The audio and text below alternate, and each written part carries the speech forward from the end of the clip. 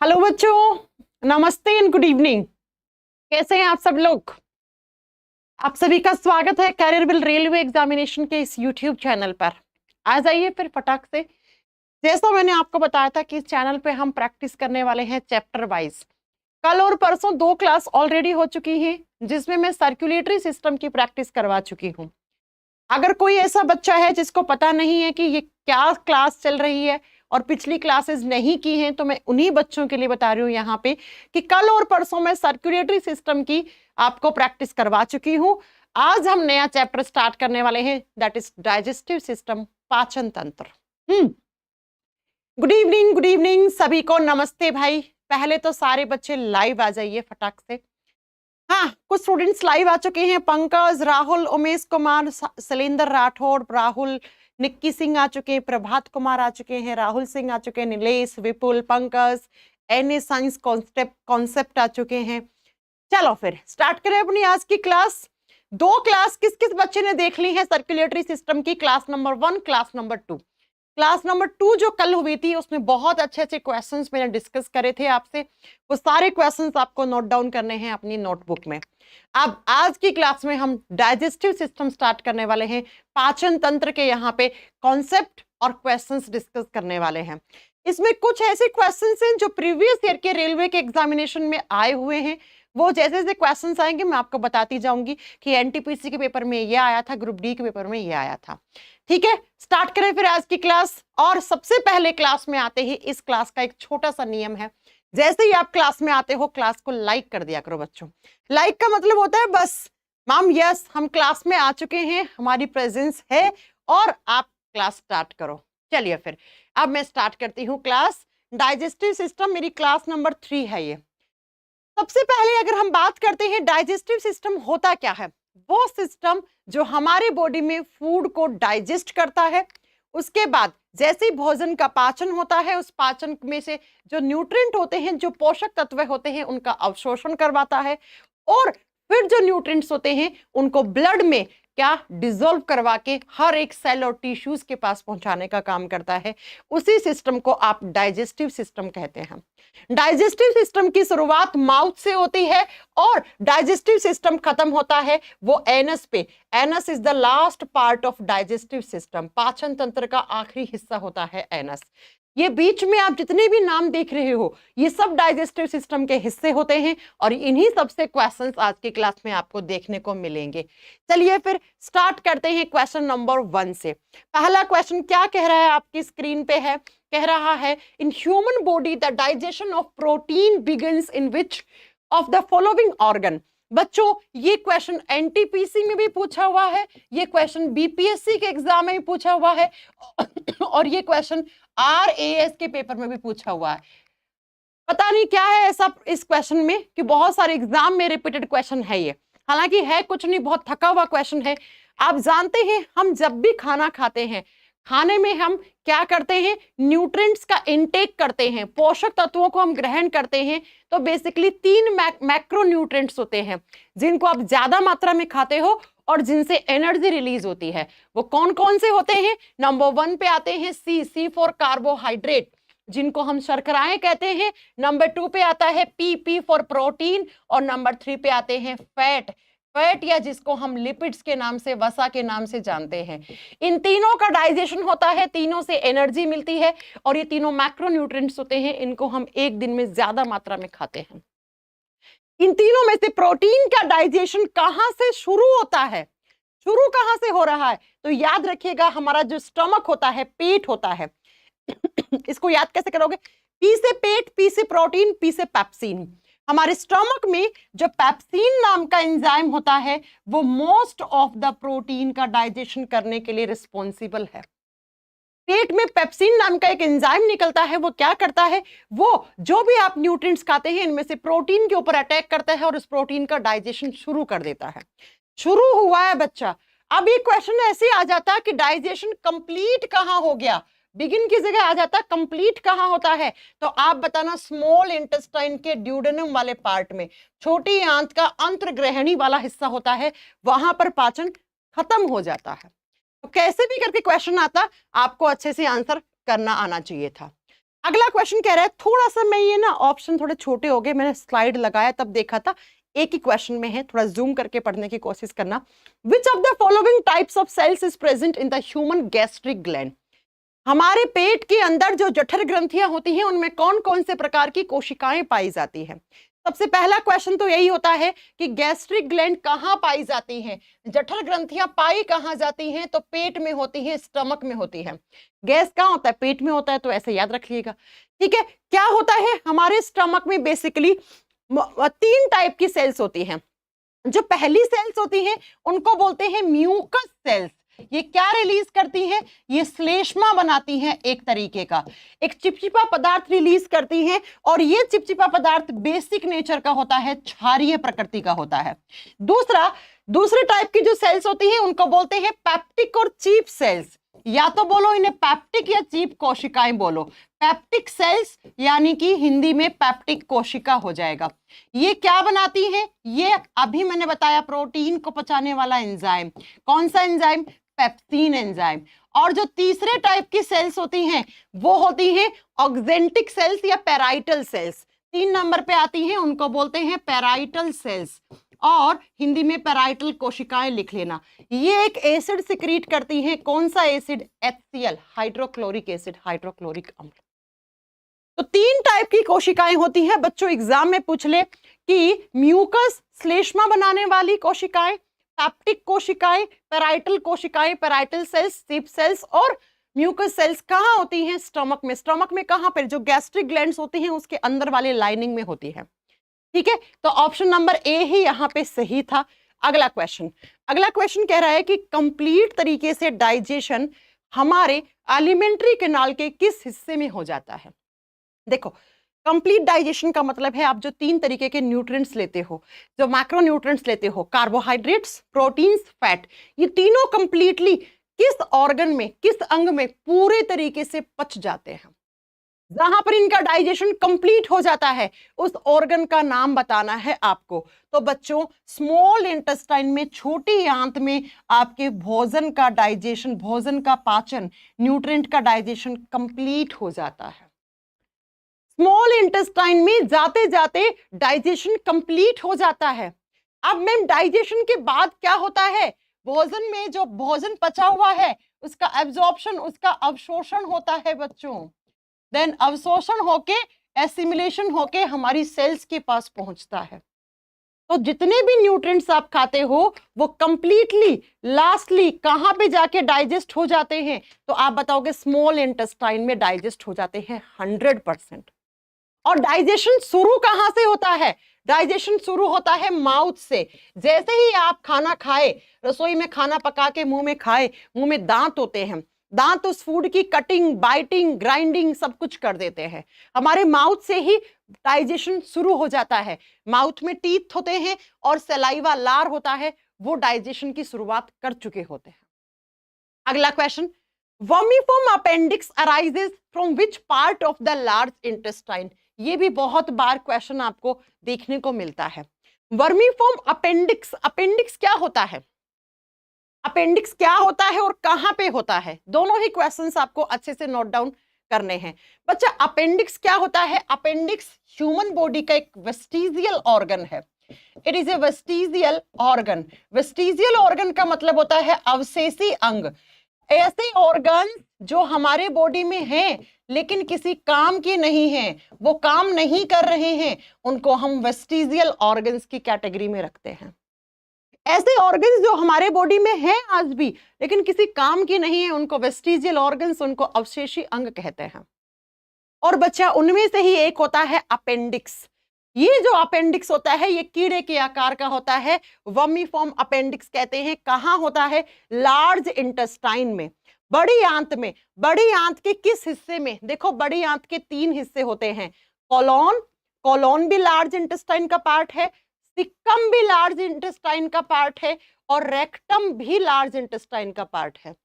ये जो होता है ये सिक्कम में प्रेजेंट होता है। मैम कैसे? तो मैं आपको दिखाती हूं। ये रहा, अरे अगले स्लाइड पे होगा, ये रहा अपेंडिक्स। ये लार्ज इंटेस्टाइन का सिक्कम वाला पार्ट है, इसमें ये रहा अपेंडिक्स। है ना। और इस अपेंडिक्स में जब सूजन हो जाती है, जब अपेंडिक्स की सेल्स में इन्फ्लामेशन हो जाता है, तो उसी को अपेंडिसाइटिस भी कहा जाता है। फलाना इंसान का अपेंडिक्स में दर्द हो रहा है, उसका डॉक्टर ने अपेंडिक्स कट करके फेंक दिया बाहर, है ना, काट दिया, अपेंडिक्स का ऑपरेशन करवा लिया। अगर ये अपेंडिक्स ब्लास्ट हो जाता है, अंदर ही फट जाता है और समय पर डॉक्टर के पास नहीं जाते हैं, तो ये आंतड़ियों को भी नुकसान पहुंचाता है, इंसान के लार्ज इंटेस्टाइन भी फटने का डर रहता है। तो डॉक्टर्स क्या करते हैं, अगर इस अपेंडिक्स में दर्द है, इसकी सेल्स में इन्फ्लामेशन है, सूजन है, तो डॉक्टर्स इसको कट करके फेंक देते हैं ताकि ये नुकसान ना पहुंचाए आसपास के ऑर्गन्स को, राइट। तो इसी को बोलते हैं अपेंडिक्स हटवाना या अपेंडिक्स कटवाने का ऑपरेशन करा है। अगला क्वेश्चन है, विच of the following enzyme is secreted by the pancreas. Pancreas जो पेड़ के पत्ते जैसा एक ऑर्गन होता है, वो एक ग्रंथि की तरह भी काम करता है, और पेनक्रियाज हार्मोन और एंजाइम दोनों चीज रिलीज करता है। हार्मोन्स जो होते हैं वो ज्यादा रिलीज करता है, अप्रोक्स 90 से 98% में तो हार्मोन्स ही रिलीज करता है, सिर्फ 2-4% में क्या करता है, आपके एंजाइम सिक्रीट करता है। पेनक्रियाज एक जूस रिलीज करता है, जिस जूस को कहते हैं pancreatic juice. Pancreatic juice Hindi में कहते हैं अग्नाशय रस। अग्नाशय से एक रस निकलता है, उसी रस को अग्नाशय रस कहते हैं। और ये जो अग्नाशय रस कितना, अप्रोक्स 1 लीटर पर डे, एक दिन में 1 लीटर पेनक्रियाटिक जूस रिलीज करता है पेनक्रियाज। और उसमें 3 बहुत ही ज्यादा जरूरी एंजाइम होते हैं। कौन कौन से, ट्रिप्सिन, अमाइलेज, लाइपेज। कैसे याद करोगे, टी से ट्रिप्सिन, ए से अमाइलेज, एल से लाइपेज, TAL से याद कर लो, ठीक है। अब कौन सा ऑप्शन है, माल्टीज किसमें निकलता है आपको पता है, स्मॉल इंटेस्टाइन भी एक जूस बनाती है, ये स्मॉल इंटेस्टाइन से निकलने वाले जूस में रस में होता है, लैक्टेज भी उसी में होता है, सुक्रेज भी उसी में होता है। तो यहां पर ऑप्शन हो गया ट्रिप्सिन। बच्चों ट्रिप्सिन किसका डाइजेशन करता है, ट्रिप्सिन एक एंजाइम है। एंजाइम क्या करते हैं, जो भी आप खाना खाते हो, जो आप न्यूट्रिएंट्स का इंटेक करते हो, जो न्यूट्रिएंट्स खाते हैं उनका ब्रेकडाउन करने का काम करते हैं। जिस भी शब्द के आखिर में एज लगा हुआ होता है वो एंजाइम होता है। देखो ना, एज एज एज, है ना, ये एंजाइम होते हैं। ट्रिप्सिन भी एंजाइम है, ऐसा नहीं कि ट्रिप्सिन एंजाइम नहीं, अमाइलेज सब ये एंजाइम है। तो ट्रिप्सिन पचाता है प्रोटीन को, ये प्रोटीन के डाइजेशन में हेल्प करता है। जो प्रोटीन पेट में नहीं पच पाती हैं, जिनका डाइजेशन स्टमक में नहीं हुआ था, वो अब स्मॉल इंटेस्टाइन के इस हिस्से में ट्रिप्सिन से पचती हैं, ठीक है। तो पेनक्रियाज ने पेनक्रियाटिक जूस बनाया 1 लीटर पर डे, उसमें 3 एंजाइम होते हैं, ट्रिप्सिन, अमाइलेज, लाइपेज। ट्रिप्सिन जो होता है वो प्रोटीन के डाइजेशन में हेल्प करता है, ये आपको लिख देना है।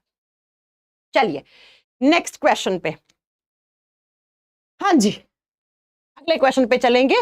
मैम पीडीएफ कहाँ मिलेगा, पीडीएफ मेरा एक टेलीग्राम चैनल है साइंस बाय काजल सिहाग नाम से, आप उसको ज्वाइन कर सकते हैं, उस पर मैं आज से पीडीएफ शेयर करना स्टार्ट कर दूंगी, ठीक है। चलो नेक्स्ट क्वेश्चन आंसर करो फटाक से। The liver is located in the abdomen and performs many functions. Liver बहुत सारे काम करता है, जी हाँ। इनमें से कौन सा एक काम है जो लीवर नहीं कर सकता, बाकी के 3 करता है लेकिन एक नहीं करता है। आप जानते हैं एक अच्छी किताब में लिखा हुआ होता है कि लीवर कम से कम 200 से 250 काम करता है। अब आप घबराइए मत, आपको इतने नहीं याद करने हैं, लेकिन 10-15 काम तो आपको याद करने ही हैं। सबसे पहला, लीवर जो है उसको हमारे बॉडी का स्टोर हाउस कहते हैं, वो फूड को स्टोर करता है। जी हाँ, जब हमारे बॉडी में ग्लूकोज ज्यादा होता है तो उस एक्सेस ग्लूकोज को ग्लाइकोजन के रूप में, लीवर ग्लाइकोजन के रूप में स्टोर करता है भोजन को, ग्लाइकोजन के रूप में। इसीलिए हम कहते हैं ग्लाइकोजन हमारे शरीर का स्टोर फूड है, भंडारित भोजन है, ये कर सकता है। नेक्स्ट है मैन्युफैक्चरिंग ऑफ इंसुलिन। इंसुलिन एक हार्मोन होता है, इंसुलिन हार्मोन पैनक्रियाज बनाता है, ना कि लीवर, ये गलत काम है, ठीक है। प्रोड्यूसिंग डाइजेस्टिव जूसेस, जी हाँ, जो आपका लीवर होता है वो बाइल जूस बनाता है, वो पित्त रस बनाता है जो डाइजेशन में हेल्प करता है। Healing itself when it is damaged, हल्का फुल्का अगर आपका लीवर डैमेज होता है, अगर आपके लीवर की सेल्स थोड़ी बहुत क्षतिग्रस्त हो जाती हैं, तो कुछ समय के बाद वो वापस से रीजनरेट होने की क्षमता होती है उनमें, वो रीजनरेट हो सकती है।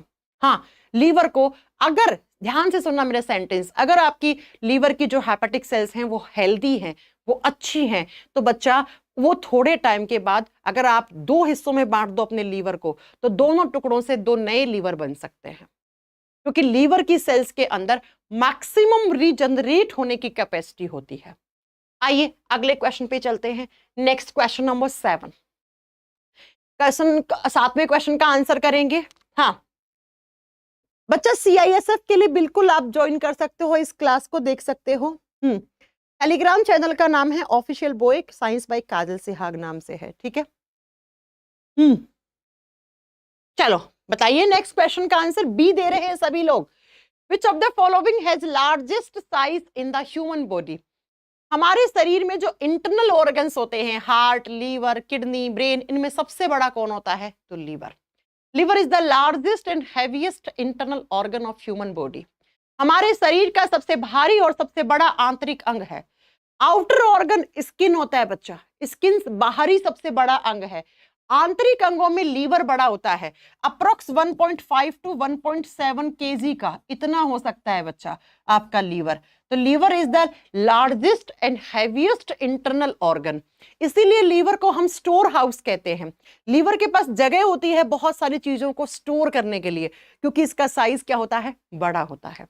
कैसा होता है liver? Liver reddish brown colour का होता है ना, वैसे लाल भूरे रंग का होता है। लेकिन जिन लोगों का लीवर खराब हो जाता है, जो लोग अल्कोहल शराब ज्यादा पीते हैं, और शराब या फिर जो लोग टोबैको यूज करते हैं, तंबाकू खाते हैं, है ना, बीड़ी सिगरेट पीते हैं, उनका लीवर लाल ना होके सिर्फ भूरा ही बच जाता है, ठीक है। कुछ ऐसा होता है आपका लीवर। कहाँ होता है? एब्डोमिनल कैविटी में, उदर गुहा में होता है।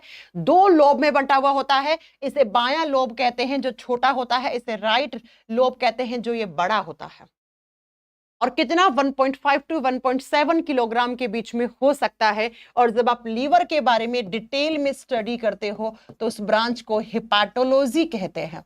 अगर आप हॉस्पिटल्स में जाते हो तो किसी हॉस्पिटल में लीवर के सैंपल या लीवर रखे हुए होते हैं, उस रूम के बाहर लिखा हुआ होता है हैपेटिक रूम। हैपेटिक रूम, हैपेटो शब्द हमेशा लीवर के लिए ही काम में लिया जाता है, ठीक है। और लीवर को हेल्दी रखना बहुत जरूरी है। चलिए अगले क्वेश्चन पे चलते हैं। Next question number 8। The secretion of bile in human occurs. बहुत ही थका हुआ क्वेश्चन, लेकिन SSC GD, CPO, CGL, CHSL, MTS सब में आता है ये क्वेश्चन कि भाई जो बाइल जूस है, जो पित्त रस होता है, वो कौन सिक्रीट करता है? पित्त रस बनाता आपका लीवर है। लीवर 24 घंटे 7 दिन एक जूस सिक्रीट करता रहता है, उसी जूस को आप पित्त रस या बाइल जूस कहते हो। ये बाइल जूस जब ज्यादा हो जाता है, एक्सेस हो जाता है, ज्यादा बना दिया लीवर ने, तो बच्चों लीवर के जस्ट नीचे की तरफ एक थैली होती है, एक थैली जैसा ऑर्गन जिसका गॉल ब्लैडर, जिसको पित्त की थैली कहते हैं, इसमें आके स्टोर हो जाता है। आजकल पित्त की थैली में बहुत सारे लोगों को क्या हो रहा है? पथरी हो रही है ना, पथरी हो रही है, फिर पथरी हटवाते हैं। तो याद रखिएगा कि जब लीवर ज्यादा मात्रा में बाइल जूस, पित्त रस बना देता है, तो वो ज्यादा मात्रा का बाइल जूस पित्त की थैली में, गॉल ब्लैडर में आके स्टोर भी हो जाता है। ये बाइल जूस क्या करता है? ये फैट के इमल्सिफिकेशन का काम करता है, वसा के पायसीकरण का, वसा के पाचन में सहायक होता है, वसा के पाचन में सहायक होता है। इसलिए बहुत जरूरी है कि आपका लीवर हेल्दी रहे। देखो इस तरीके से लीवर बाइल जूस बनाता है, जब ज्यादा बन जाता है तो ऐसे आके इस गॉल ब्लैडर में, इस पित्त की थैली में स्टोर हो जाता है बच्चा, ऐसे। तो ये थैली लीवर के जस्ट नीचे की तरफ ही होती है। अगला question, which of the following animal has a comparatively long intestine? कौन से जानवर की आंतों की लंबाई ज्यादा होगी? लोमड़ी की, टाइगर की, कुत्ते की, खरगोश की? अगर मैं हमारी बात करूं तो हमारा एलिमेंट्री कैनाल अप्रोक्स 9 मीटर लंबा होता है, जिसको आप 33 फीट भी बोलते हो लगभग। तो बच्चों एक बात याद रखना, जो जानवर शाकाहारी होते हैं, जो घास फूस खाते हैं, घास फूस में क्या होता है? घास फूस में सेल्यूलोज होता है। सेल्यूलोज को पचाना आसान नहीं होता है, हम लोग तो पचा ही नहीं पाते हैं। ये इकलौती कार्बोहाइड्रेट ऐसी होती है, ये एक ही शर्करा है जिसका पाचन हम लोग नहीं कर पाते। तो एग्जाम में आ जाए ना कि शर्करा का पाचन ह्यूमन बॉडी में नहीं होता है। हमारा शरीर कौन सी शर्करा को नहीं पचा पाता? सेल्यूलोज को नहीं पचा पाता। ये सेल्यूलोज किस में होता है? घास फूस में, पेड़ पत्ते जो खाते हैं जानवर, उसमें होता है ना। तो जो शाकाहारी जीव जंतु होते हैं वो घास फूस खाते हैं और घास फूस में सेल्यूलोज की क्वांटिटी ज्यादा होती है, उसको पचाने के लिए समय ज्यादा लगता है। इसलिए जो हर्बीवोरस होते हैं, जो शाकाहारी जीव जंतु होते हैं, उनके आंतों की लंबाई ज्यादा होती है किसके मुकाबले में? मांसाहारी जीव जंतुओं के।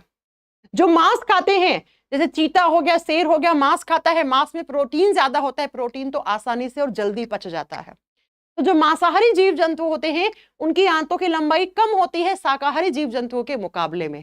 तो खरगोश क्या मांस खाता है? नहीं। कुत्ता मांस खाता है, लोमड़ी खाती है, हाँ, टाइगर खाता है।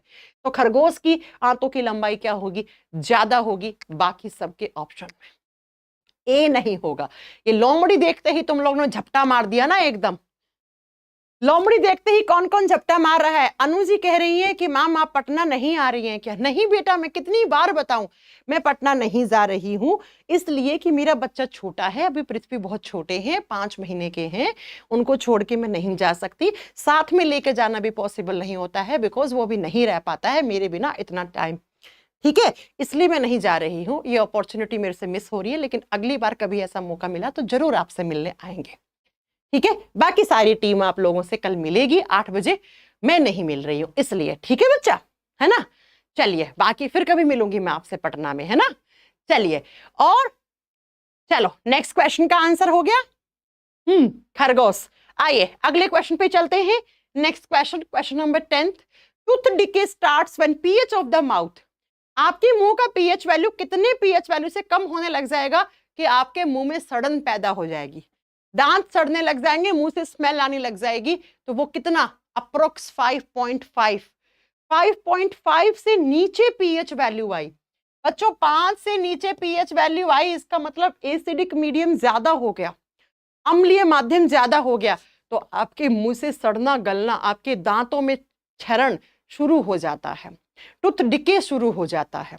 तो इससे कम पीएच वैल्यू ना ही जाने दें अपने दांतों का, तो ही भलाई है। अब मैम पीएच मेंटेन कैसे होती है माउथ की? अरे सुबह उठ के ब्रश करते होंगे ना, कोई ऐसा तो नहीं है महानुभाव जो ब्रश नहीं करता है। जब आप ब्रश करते होंगे तो ब्रश में टूथपेस्ट होगा, टूथपेस्ट जो होता है वो बेसिक नेचर का होता है। लगभग जो कोलगेट वोलगेट आते हैं उनके पीएच का मान 8 होता है, और 8 पे कोई भी सॉल्यूशन किस नेचर का होता है? बेसिक, क्षारीय प्रकृति का होता है। तो यही आपके पीएच वैल्यू को न्यूट्रलाइज करता रहता है अगर एसिडिक मीडियम ज्यादा हो जाता है। तो खाना वाना खाने के बाद क्या करना चाहिए? ब्रश करना चाहिए, रात को सोने से पहले भी। अदरवाइज दांतों में बैक्टीरिया, जर्म्स पनप जाएंगे, सड़न गलन पैदा हो जाएगी, और जर्म्स पनप के आपके दांतों के अंदर सड़न गलन पैदा कर देंगे, और जिससे आपके दांतों की जड़ें कमजोर हो जाएंगी, आपके दांत क्या हो जाएंगे? बीच बीच में से टूटना शुरू हो जाएंगे। फिर आप डॉक्टर के पास जाओगे, डॉक्टर कहेंगे आरसीटी करवा लो, रूट कैनाल ट्रीटमेंट होगा, है ना, राइट। तो याद रखिएगा, टूथपेस्ट जो होते हैं वो बेसिक नेचर के इसीलिए होते हैं कि अगर आपके माउथ के अंदर सड़न गलन पैदा हो गई है तो आप ब्रश करिए अच्छे से 4-5 मिनट के लिए। कुछ लोग होते हैं बस 1-2 मिनट के लिए ब्रश करते हैं, छोड़ देते हैं, है ना। ऐसी आदत बिल्कुल मत अपनाइए, नहीं तो दांतों में बहुत सारा पैसा खर्च होगा और बहुत सारा दर्द भी होगा। आइए अगला question, what are the receptors for detecting taste called? स्वाद का पता लगाने वाले रिसेप्टर्स क्या कहलाते हैं? वो सेंसरी रिसेप्टर्स होते हैं, वो केमिकल रिसेप्टर्स होते हैं, वो ऑल्फैक्टरी रिसेप्टर्स होते हैं, वो गैस्ट्रेटरी रिसेप्टर्स होते हैं। ऑल्फैक्टरी रिसेप्टर्स तो स्मेल बताते हैं बच्चा, ये नाक में होते हैं। ये कहाँ होते हैं? नोज में होते हैं। चलो 2 क्वेश्चन बन जाएंगे आज तो। सेंसरी रिसेप्टर्स तो सेंस देते हैं। चलो इस क्वेश्चन का आंसर करेंगे फटाक फटाक। बताइए भाई क्या आंसर होगा? पंकज जी कह रहे हैं आपने फ्री टेस्ट सीरीज दी है। जी हाँ, फ्री टेस्ट सीरीज वाला वीडियो मैंने बनाया है, आज ही सर्च कर लेना, टेस्ट सीरीज लगा लेना रेलवे के लिए।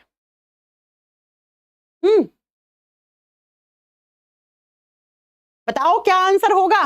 बच्चों सुनो, जो गैस्टेटरी रिसेप्टर्स होते हैं वो हमारी टंग में होते हैं, हमारी जीभ पे होते हैं। और जीभ पे कहाँ? तो जीभ पे क्या होती हैं? टेस्ट बर्ड्स होती हैं। टेस्ट बर्ड्स क्या होती हैं? स्वाद कलिकाएं, जो आपको टेस्ट का एहसास करवाती हैं, है ना। गुलाब जामुन मीठा है, दवाई कड़वी है, करेला कड़वा है ना। ये कौन फील करवाता है? टेस्ट बर्ड्स, स्वाद कलिकाएं। और ये स्वाद कलिकाओं के अंदर रूट्स में क्या होते हैं? रिसेप्टर्स होते हैं। जिन रिसेप्टर्स को बोलते हैं स्वाद रिसेप्टर्स, गस्टेटरी रिसेप्टर्स। कैसे होते हैं? शायद मैंने फोटो लगाया होगा, ये रहे, देखो ये आपकी जीभ है, इसके ऊपर टेस्ट बर्ड्स होती हैं। इन्हीं बर्ड्स की जब रूट्स में जाओगे तो यहां पर आपको मिलेंगे क्या? इस तरीके के रिसेप्टर्स, टेस्ट रिसेप्टर्स। इन्हीं को बोलते हैं गैस्टेटरी रिसेप्टर्स। क्यों? क्योंकि यहाँ पे गैस्टेटरी नर्व होती है जो सिग्नल लेके जाती है ब्रेन के पास, और ब्रेन कहता है जी हाँ ये चीज खाई है, ये खट्टी है, ये कड़वी है, ये नमकीन है, ये कैसी है चीज, ये कैसी है। ठीक है, चलिए। और ऑल्फैक्टरी रीजन कहाँ होता है? देखो ऑल्फैक्टरी बल्ब कहाँ है? नाक में। तो ऑल्फैक्टरी जो आपके रिसेप्टर्स होते हैं वो स्मेल वाले होते हैं, वो गंधक बताते हैं कैसी स्मेल है। गुलाब के फूल की है, हलवा बन रहा है, खुशबू आ गई, है ना। तो ये आपको स्मेल वाले रिसेप्टर्स होते हैं। अगला question, next question. Pankaj Kumar Prajapati कह रहे हैं मैम मैं लेट हो गया हूं, कोई बात नहीं, देर आए दुरुस्त आई। चलो मैम हम आर्ट वाले हैं, ठीक है। आशा जी कह रहे हैं, आशा तुमने आर्ट्स पढ़ा हो, तुमने कॉमर्स पढ़ा हो, तुमने साइंस पढ़ा हो, कोई फर्क नहीं पड़ता। अगर तुमने कॉन्सेप्ट अच्छे से पढ़ा है तो आप प्रैक्टिस बहुत शानदार कर सकते हैं। चलो भाई, जिन्होंने वीडियो को लाइक नहीं किया लाइक करते चलेंगे वीडियो को। Among the following dash amount of energy on oxidation generate maximum. 3 type के न्यूट्रिएंट्स खाते हैं, कार्बोहाइड्रेट, प्रोटीन, फैट। किसके ऑक्सीडेशन से सबसे ज्यादा एनर्जी रिलीज होती है? फैट। फैट का जब ऑक्सीडेशन होता है अप्रोक्स 9.1 टू 9.3 कैलोरीज रिलीज होती है। बच्चों याद रखना, तेल घी से एनर्जी बहुत मिलती है। तेल, घी, बटर, चीज, मक्खन, है ना, दूध, दही, पनीर, एनर्जी सबसे मिलेगी। लेकिन कब? जब उस एनर्जी को आप बर्न करोगे, जब आप जो खाना खा रहे हो, जो फैट खा रहे हो, जब उसका ऑक्सीडेशन होगा, उसका बर्न होगा, वो जल जाएगी, तो वो मैक्सिमम अमाउंट में क्या देती है? आपको एनर्जी देती है। इसीलिए जब भी आपको लंबे समय तक खड़े होकर, लंबे समय तक आपको कोई मजदूरी करनी है, कोई काम करना है, तो आप घी खा के जाइए, है ना। घी खाने का मतलब पीना नहीं है, घी रोटी पे लगा के खाइए। अब कुछ लोगों की आदत होती है कि मैम ने बता दिया घी में बहुत एनर्जी होती है, घी लंबे समय तक काम करने की क्षमता देता है, तो लोग आलू के पराठे में 4-5 चम्मच घी लगा के और खा लेते हैं और बेड पे पड़ जाते हैं। अरे इससे थोड़ी ना मिलेगी एनर्जी, वो तो फैट आपका बैड फैट में कन्वर्ट हो जाएगा जाके, वो तो कोलेस्ट्रॉल बढ़ाने का काम करेगा घी।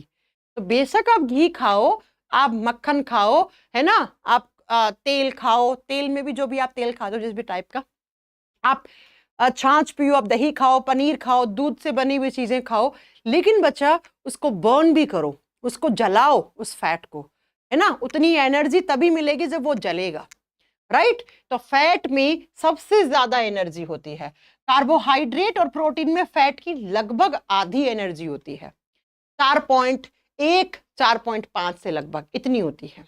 तो फैट में सबसे ज्यादा एनर्जी होता है, लेकिन वो एनर्जी तभी मिलेगा जब आप उसका ऑक्सीडेशन करवाओगे, आप हार्डवर्क करोगे।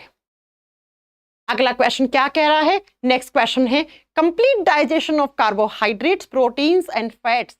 अभी तो बताया था कि जब भोजन का पूरे तरीके से डाइजेशन हो जाता है तो वो कौन से ऑर्गन में? वो स्मॉल इंटेस्टाइन में, वो छोटी आंत में। छोटी आंत नाम में छोटी है, लेकिन जब आप इसकी लंबाई सुनोगे तो बच्चा ये होती है 6 से 6.5 मीटर लंबा। हाँ हम इतना मीटर लंबा, 6 से 6.5 मीटर तो बहुत होता है, हाँ जी। लेकिन ये ऐसे पड़ी हुई होती है, लेकिन जब आप इसको निकाल के बाहर बिछा दोगे इस आंतड़ी को, तो ऐसे 6 से 6.5 मीटर लंबा एरिया ये कवर कर लेगी बच्चा, एरिया ये कवर कर लेगी। ठीक है,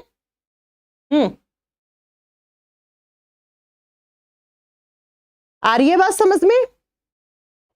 चलो नेक्स्ट क्वेश्चन पे चलते हैं। अगला question, question number 14। Pheromone released by an animal. जो जानवर होते हैं वो कुछ स्पेशल टाइप के केमिकल्स निकालते हैं जिनको फेरोमोन्स कहते हैं।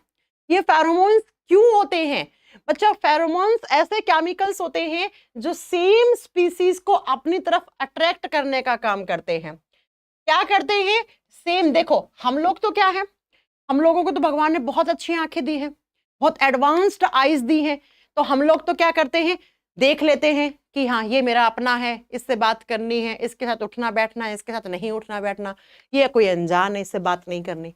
लेकिन जो जानवर होते हैं उनके अंदर इतनी एडवांस आईज नहीं होती हैं, तो वो क्या करते हैं, उनको पहचानना कैसे होता है कि ये मेरी ही जाति का लोग है, ये मेरे ही परिवार का मेंबर है, तो वो कुछ स्पेशल टाइप के फेरोमोन्स, कुछ स्पेशल टाइप के केमिकल्स रिलीज करते हैं। जब वो केमिकल सूंघते हैं उसी प्रजाति के जीव, तो वो अट्रैक्ट होते हैं, उसके पास जाते हैं। इनको बोलते हैं फेरोमोन्स। सिर्फ जानवर ही फेरोमोन्स रिलीज नहीं करते हैं, हम लोग भी फेरोमोन्स रिलीज करते हैं, लेकिन हम लोग बहुत कम मात्रा में करते हैं।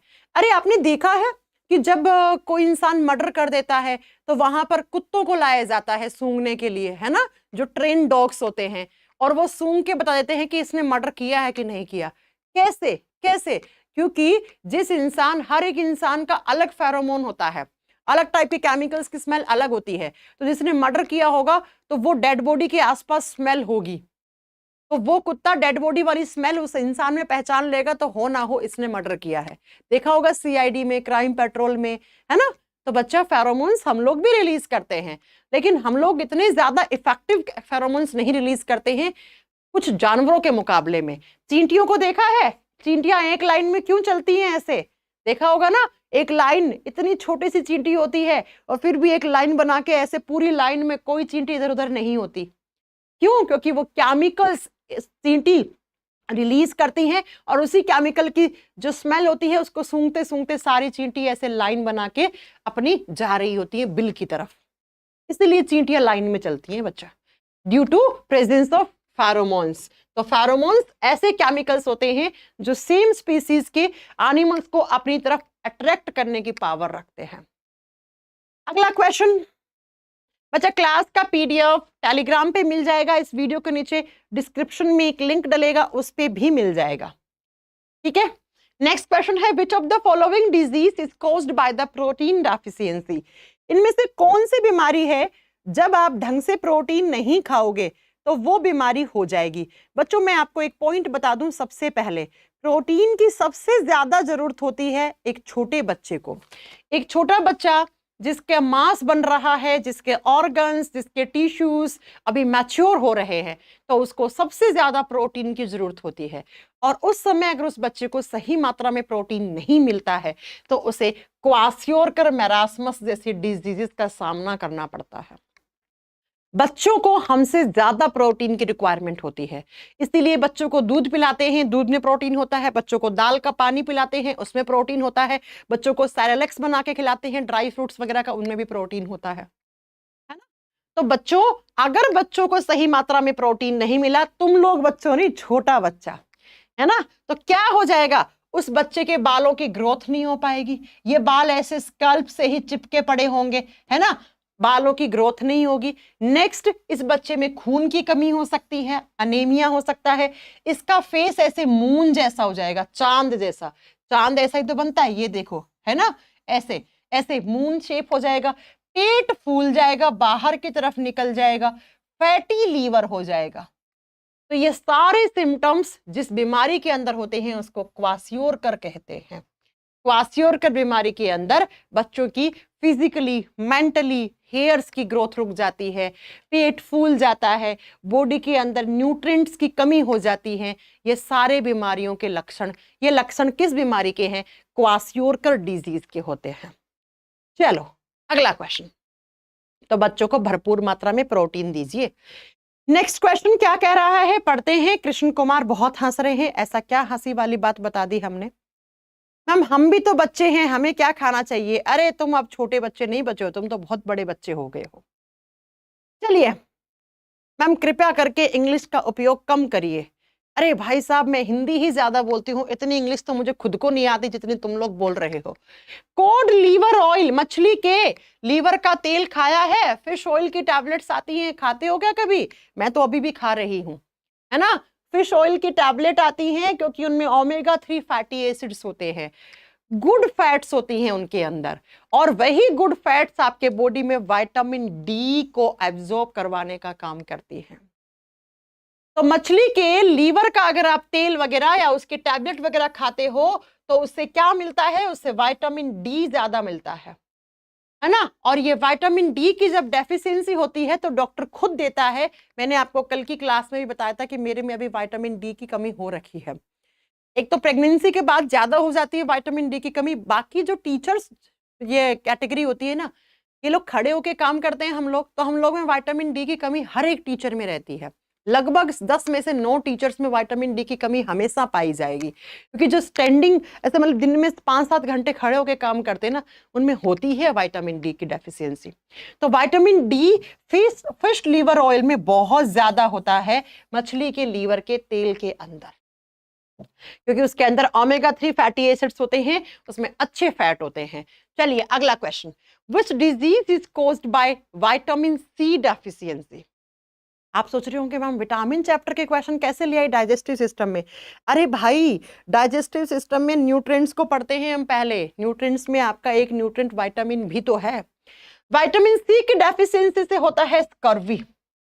स्कर्वी में क्या होता है? मसूड़ों से खून आने लग जाता है, कोई घाव होता है वो आसानी से नहीं भरता है, इंसान का इम्यून सिस्टम कमजोर हो जाता है। ये सारे विटामिन सी से होने वाले कमी से होने वाले लक्षण हैं, इसी को स्कर्वी कहते हैं। स्कर्वी वो बीमारी होती है जिसमें घाव आसानी से भरता नहीं है, मसूड़ों से खून निकलना शुरू हो जाता है ना। नाइट ब्लाइंडनेस विटामिन ए की कमी से होता है। बेरी विटामिन B1 की कमी से होता है। रैकेट्स विटामिन डी की कमी से छोटे बच्चों में होता है। अगला question, banana is a good source of which vitamin? हाँ, बनाना खा रहे हो तो कौन सा विटामिन इनमें से भरपूर मात्रा में जा रहा होगा? केला खाते हो? खाया करो, स्पेशली जिसको बीपी वगैरह की प्रॉब्लम है, केला खाया करो। इसका वजन कम है वो केले का शेक बनाकर पिया करे, है ना। केला वजन बढ़ाने में भी बहुत हेल्प करता है। केले में बहुत अच्छे अच्छे फाइबर्स होते हैं। केले में पोटेशियम बहुत अच्छा होता है। केले में पोटेशियम अच्छा होता है, और केले में विटामिन B6 बहुत अच्छी होती है। B6 तो सी भी होता है, सी कम मात्रा में होता है, B6 ज्यादा होता है केले में। तो केले के लिए अगर आपको विटामिन B6 की कमी है तो आप केला खा सकते हो। तो यहाँ पर बी ऑप्शन को लेके चलेंगे। हाँ, अगर विटामिन बी या B6 नहीं होता तो आप सी भी सही कर सकते थे। केले में विटामिन डी नहीं होता है, डी ना के बराबर, ए हो सकता है हल्का फुल्का, लेकिन विटामिन B6 केले में सबसे ज्यादा होता है। पोटेशियम केले के अंदर बहुत ज्यादा होता है। पोटेशियम भी बहुत ज्यादा होता है। आओ अगला क्वेश्चन मेटाबॉलिज्म किससे संबंधित है? क्या होता है मेटाबॉलिज्म? डॉक्टर बोलता है आपके बॉडी का मेटाबॉलिज्म बिगड़ गया है। मेटाबॉलिज्म शब्द का मीनिंग क्या होता है? एक दिन में हमारे बॉडी में जितनी भी केमिकल रिएक्शंस होती हैं, हाँ, हमारे शरीर में एक दिन में बहुत सारी रासायनिक अभिक्रियाएं होती हैं, उन सारी रासायनिक अभिक्रियाओं को एक साथ मिला दो तो उसे मेटाबॉलिज्म, उसे चापचय की क्रियाएं कहा जाता है। अब उस केमिकल रिएक्शन में कुछ नए प्रोडक्ट भी बनते हैं। तो कहने का मतलब कुछ बड़े कंपाउंड से छोटे कंपाउंड बनते हैं, कुछ छोटे आपस में जुड़ के बड़ा भी बनाता है। कैटाबॉलिक, एनाबॉलिक, सारे टाइप की केमिकल रिएक्शंस होती हैं। तो मेटाबॉलिज्म का मतलब होता है all chemical reactions involve in the body. हाँ, बिल्कुल सही बात है। दूसरा, synthesis of complex molecules from simpler molecules. हाँ जी बच्चा, एनाबॉलिज्म का मतलब क्या होता है? एनाबॉलिज्म का मतलब होता है जब छोटे छोटे अणु आपस में जुड़कर एक बड़ा सा अणु बना लेते हैं तो उसको एनाबॉलिक रिएक्शन कहते हैं। कैटाबॉलिक रिएक्शन क्या होती है बच्चों? कैटाबॉलिक रिएक्शन में क्या होता है? बड़ा अणु अपने आप को तोड़ता है छोटे अणुओं में, ठीक है। तो अपचय उपचय दोनों प्रकार की क्रियाएं हमारे शरीर में होती हैं। जैसे मैं आपको एक एग्जांपल दूं, बहुत सारे अमीनो एसिड्स, अमीनो अम्ल आपस में जुड़ते हैं इस तरीके से तो प्रोटीन बनता है। तो अमीनो एसिड छोटे हो गए, प्रोटीन बड़ा हो गया। ये कैटाबॉलिक का एग्जांपल है, सॉरी एनाबॉलिक का। जब प्रोटीन टूटेगा तो अमीनो एसिड मिलेंगे, ये कैटाबॉलिक का एग्जांपल है, ठीक है। तो यह दोनों ऑप्शन चाहिए। अगला क्वेश्चन, नेक्स्ट क्वेश्चन क्या कह रहा है?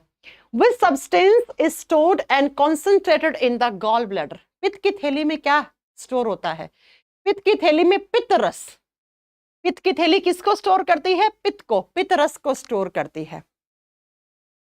हम कल मीटअप है, उसमें कैसे आए? अगर पटना में हैं तो बेटा जो एड्रेस दिया हुआ है वहां पर जाइए सुबह 8 बजे। तो पित्त की थैली में बाइल जूस, पित्त रस स्टोर रहता है बच्चा, पित्त रस, बाइल जूस स्टोर होता है। और बाइल जूस किस कलर का होता है आप लोग बता सकते हैं मुझे कमेंट करके? कमेंट सेक्शन में सभी लोग मुझे ये बताइए, बाइल जूस किस कलर का होता है और किस कलर के पीछे कौन सा पिगमेंट होता है? बाइल जूस का कौन सा रंग होता है और उस रंग के पीछे कौन सा पिगमेंट होता है? कोई मुझे बता सकता है? येलो कलर का, गलत। जो पीला बता रहे हैं वो सब गलत है। बाइल जूस हरे रंग का होता है, ग्रीन कलर का होता है। इसीलिए तो जो आपका गॉल ब्लैडर होता है वो हरे रंग का दिखता है। अभी दिखाया था ना हरे रंग का। और मैंने ये भी कहा था आजकल तो गॉल ब्लैडर में पथरियां बहुत ज्यादा कॉमन हो गई हैं। चलो अगले क्वेश्चन पे चलते हैं। Next question, the instrument used to examine human digestive system. Doctor खाता हूं, पेट में खाते ही गैस हो जाती है, डॉक्टर ऐसा लगता है आंतड़ियों में कुछ फंस गया है ना? आजकल तो पता है अगर आप गांव में जाओगे ना, तो सारे गांव के डॉक्टर्स को मैं सल्यूट करती हूँ, क्योंकि गांव के जो मरीज होते हैं ना वो कुछ भी बीमारी जाके बताते हैं डॉक्टर को। हाँ कुछ भी।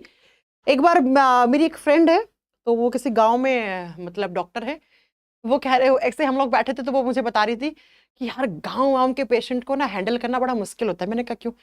यार कुछ भी आके बोलते हैं। एक बार एक आंटी आई थी, वो कह रही है कि मैडम मेरी आंखों के आगे धुआं सा उठ रहा है।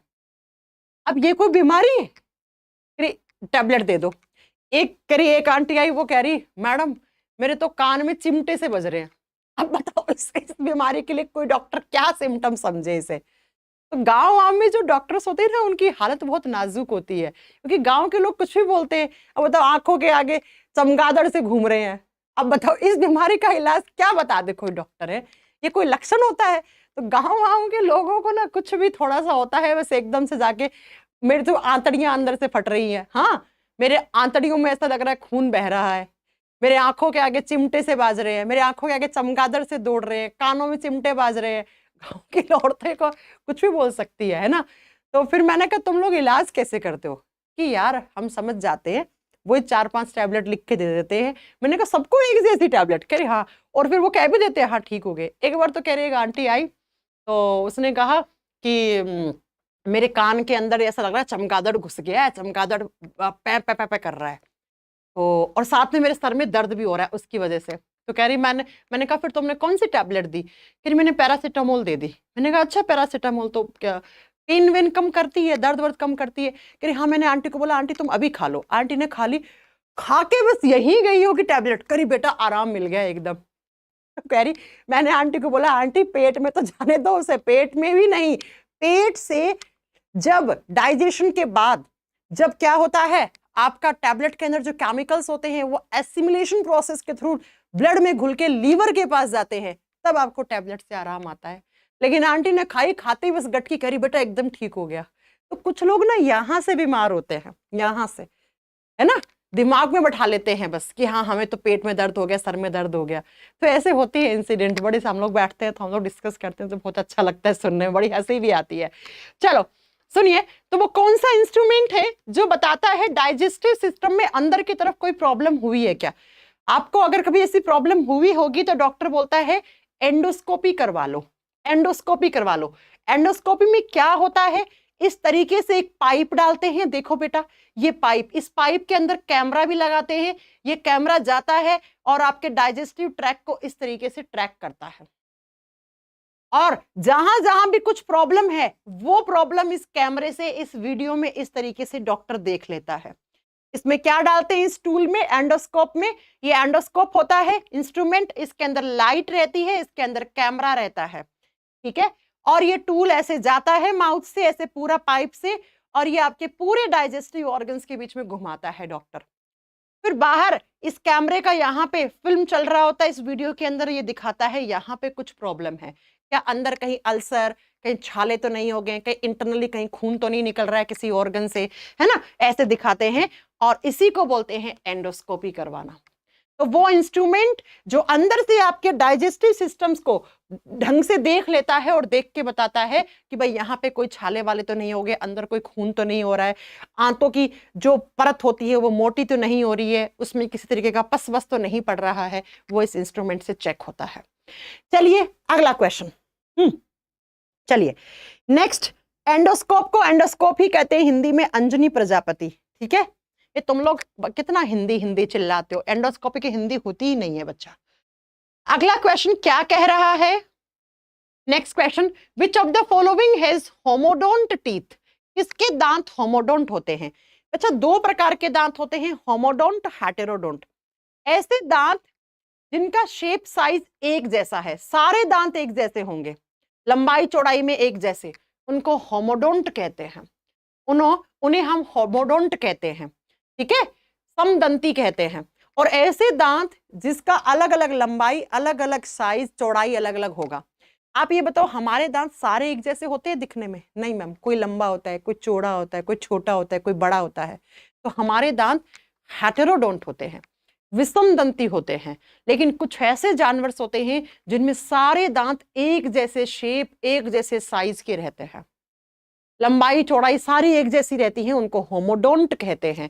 और वो कुछ मछलियों के होते हैं, जैसे शार्क, जैसे शार्क के देखिएगा आप दांत सारे एक जैसे दिखेंगे।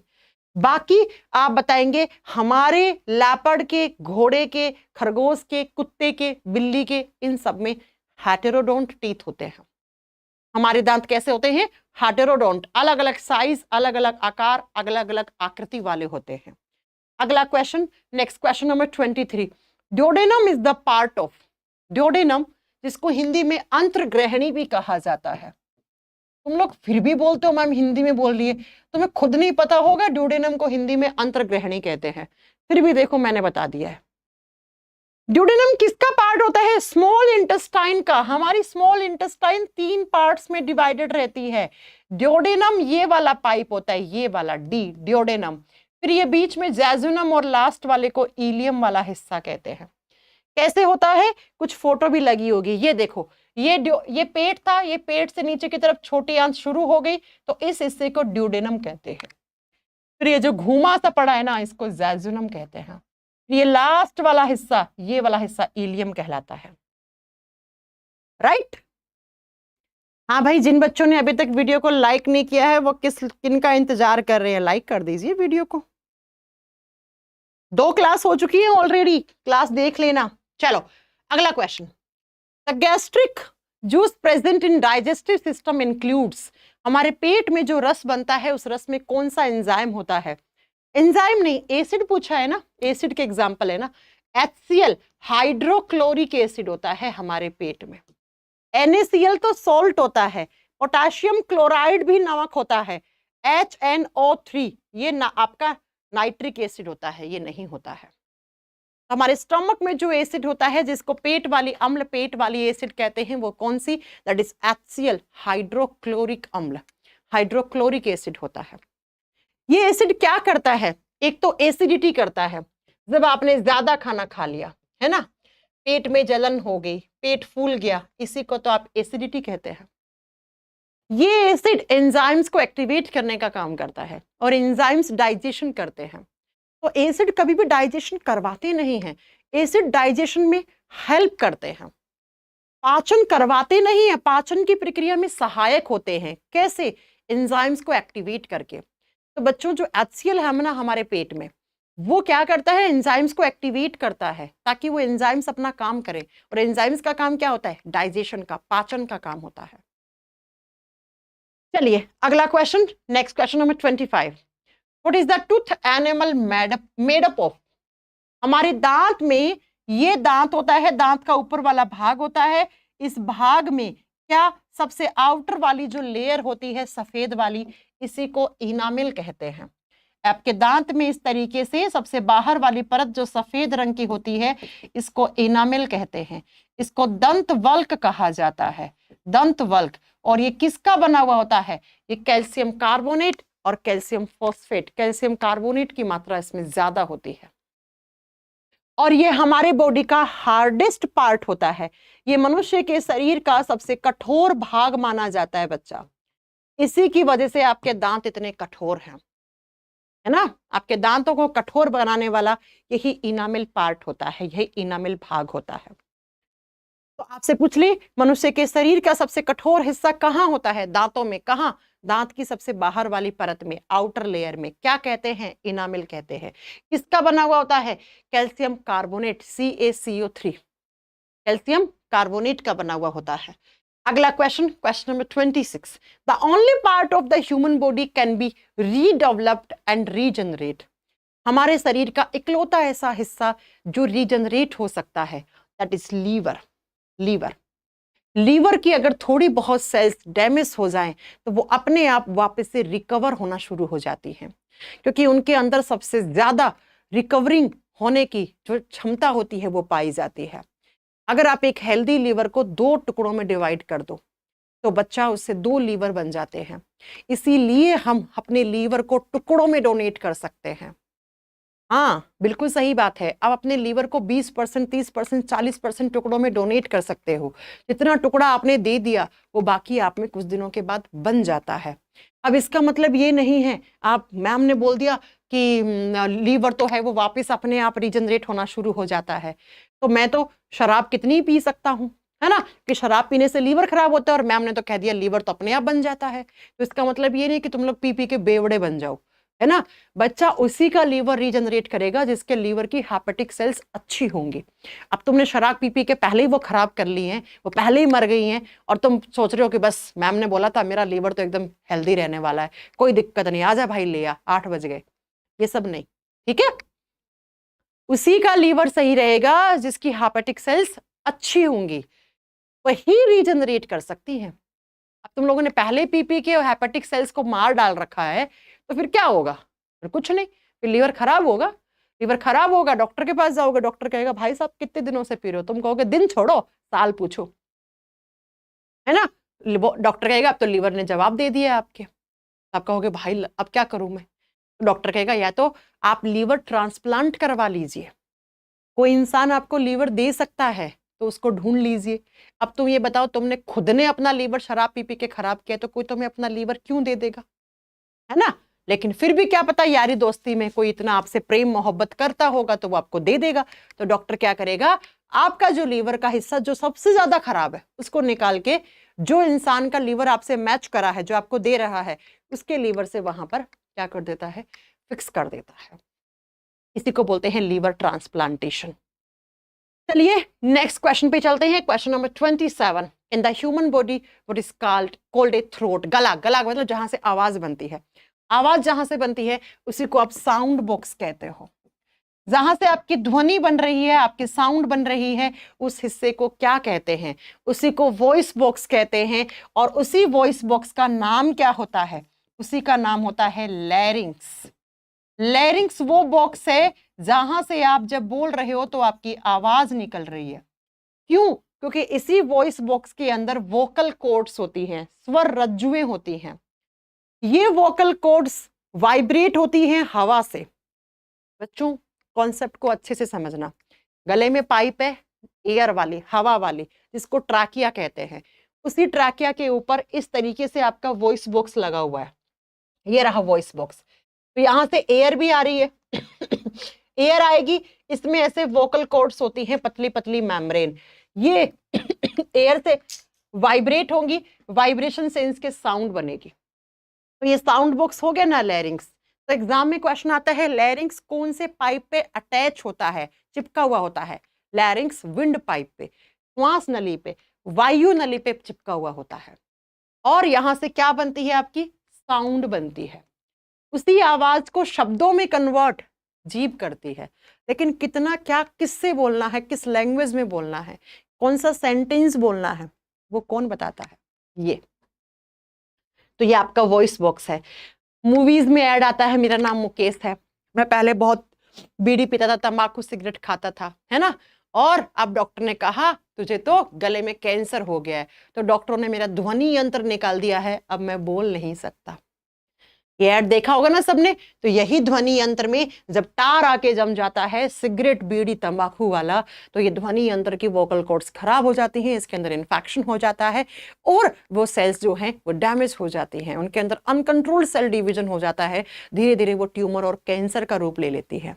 फिर डॉक्टर को मजबूरन में आपका ये ध्वनि यंत्र निकालना पड़ता है और उसके बाद आप बोल के अपना नाम भी नहीं बता पाओगे कि मेरा नाम मुकेश है। है ना। अब आप कहोगे मैं फिर मुकेश ने ये वीडियो कैसे रिकॉर्ड कर दिया, तो उसने पहले रिकॉर्ड किया होगा वॉइस बॉक्स हटने से पहले, ठीक है ना। ठीक है, उसने पहले रिकॉर्ड किया होगा मेरा नाम मुकेश है, बाद में थोड़ी ना कर पाए होंगे, राइट। तो ये आपका आज की क्लास के क्वेश्चंस थे। अब क्वेश्चन नंबर 28 आपके लिए होमवर्क है बच्चा। क्लास का टाइम समाप्त हो चुका है, तो मुझे जाने की इजाजत दीजिए। मिलेंगे आपसे नेक्स्ट क्लास में। क्लास कैसी लगी, हाँ एक बार कमेंट करके बताते जाइए कैसी लगी क्लास। चलो, मजा आया पढ़ने में? मजा आने का मतलब क्या है, अच्छे से पढ़ाई करी ना, कुछ ज्ञान की प्राप्ति हुई ना। और ये क्वेश्चन आपका HW होमवर्क है 28। इस वीडियो के नीचे कमेंट बॉक्स में मुझे इस क्वेश्चन का आंसर जरूर दीजिएगा, जरूर दीजिएगा, ठीक है बच्चों। सर्कुलेटरी सिस्टम की ऑलरेडी 2 क्लास हो चुकी हैं, उनको जाइएगा पढ़ लीजिएगा। इस वीडियो का जो ये है ना आपका क्या कहते हैं PDF, ये PDF साइंस बाय काजल सिहाग नाम से मेरा टेलीग्राम चैनल है, उसको ज्वाइन कर लेना। टेलीग्राम पे सर्च करना आ जाएगा, वो उसको उस पे मैं अपलोड कर दूंगी, राइट। चलो फिर, अगर वीडियो अच्छी लगी तो बच्चों लाइक कर दीजिए और चैनल को सब्सक्राइब भी कर लीजिए। मिलते हैं आपसे नेक्स्ट क्लास में, तब तक के लिए अपना ध्यान रखिए, अच्छे से रहिए। Bye bye, take care, good night. सभी को मेरी तरफ से नमस्ते, राम राम।